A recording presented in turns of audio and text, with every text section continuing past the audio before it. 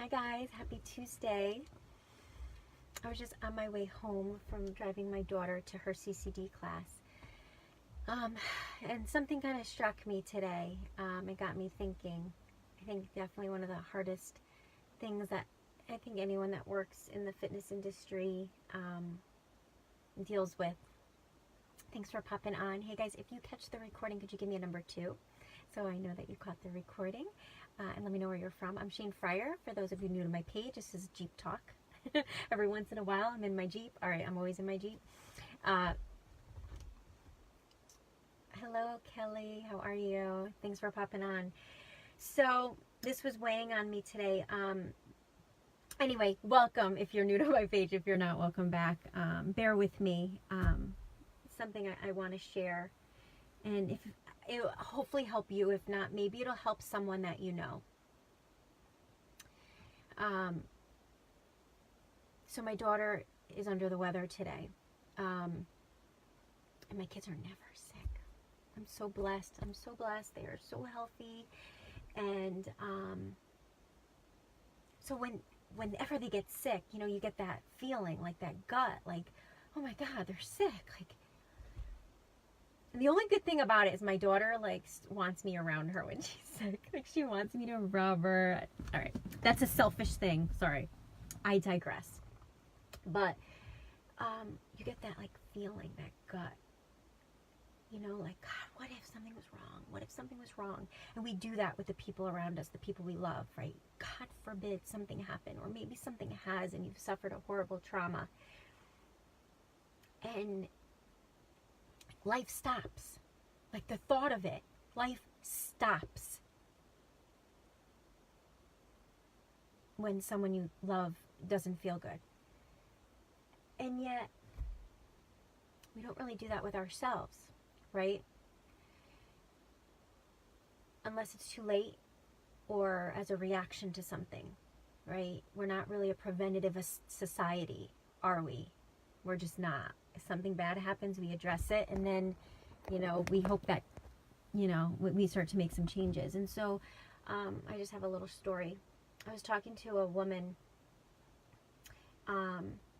who shared with me a lot of things, you know, and just a couple of them was that she had over 50 pounds to lose, was pre-diabetic, and was starting to have some really concerning health issues. And while she's saying that, her 2 little girls are running around her. And she shared that she had to have fertility treatment in order to have them.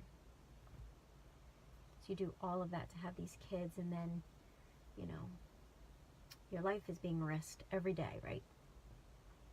And I just want to try to help people connect the dots, because we so remove ourselves from our own pain and suffering and issues, because we put ourselves last, right?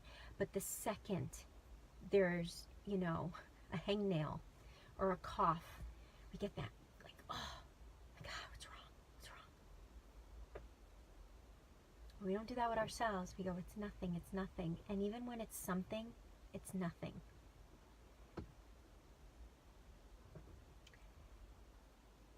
And what I want you, or for maybe there's someone in your life that this resonates with, is to think about is, guys, we have to start connecting the dots, the purpose of why we do what we do. There are people that get up every single day and go to a job they hate because there's a reason.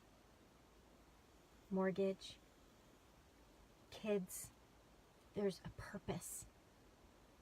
They do it every day because they have to.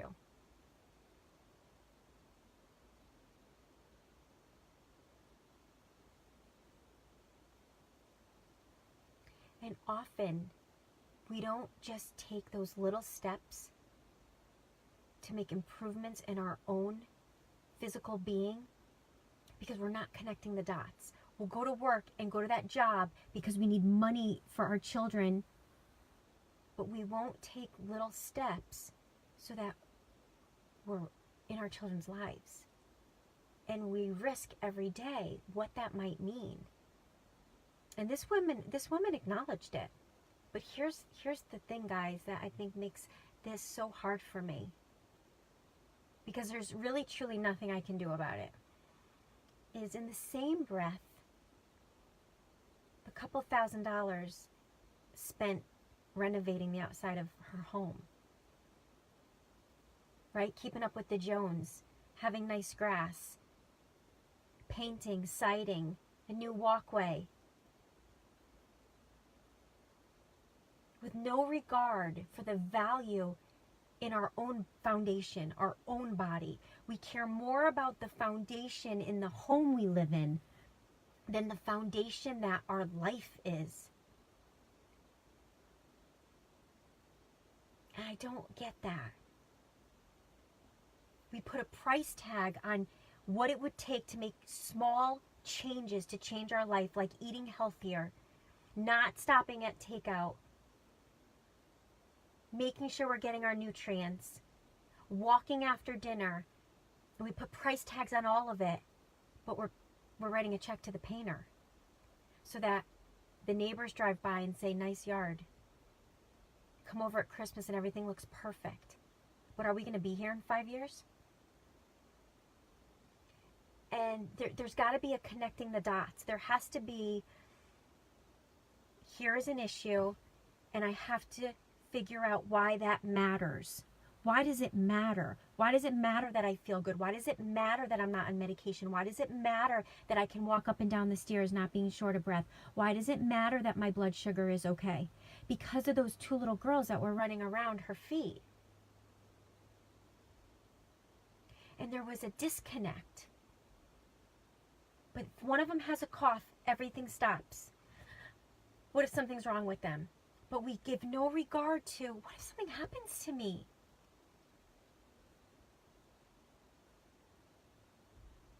My girls. I can't invest in my health. I can't spend that money every month. There's this undervaluing of ourselves. Everything about us gets a price tag, but nothing else gets a price tag. Christmas presents don't get a price tag. Your kids need to $20 for this, $50 for this. But everything for us, for our happiness and well-being and our mental state, there's a price tag. Because we're not connecting the dots. And I believe that if we can connect the dots of, if I, then, if I, I will be able to be more present in my family's life, live a healthier, happier existence, wake up with a smile, get out of bed without discomfort, get in that little black dress, raise my head and feel confident.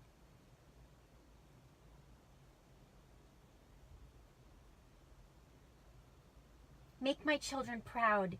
Be that role model. Be there for them when they're married and have children. And I just don't see this connect. And I feel like if we can just connect the dots of why it matters. So maybe, fine, we're not going to give ourselves, the value we deserve. Fine. But can we connect the dots and say, but why does that matter to them? What if I wasn't there for them? How would that make them feel? And then maybe not make it about us, but we do everything and anything for them. Don't you think the most important thing that they want is their parents? And they want happy, fulfilled parents over the best doll, over a trip to Disney? I just need to, I think I need to help people connect the dots. Because it doesn't matter what your house looks like if you're not in it.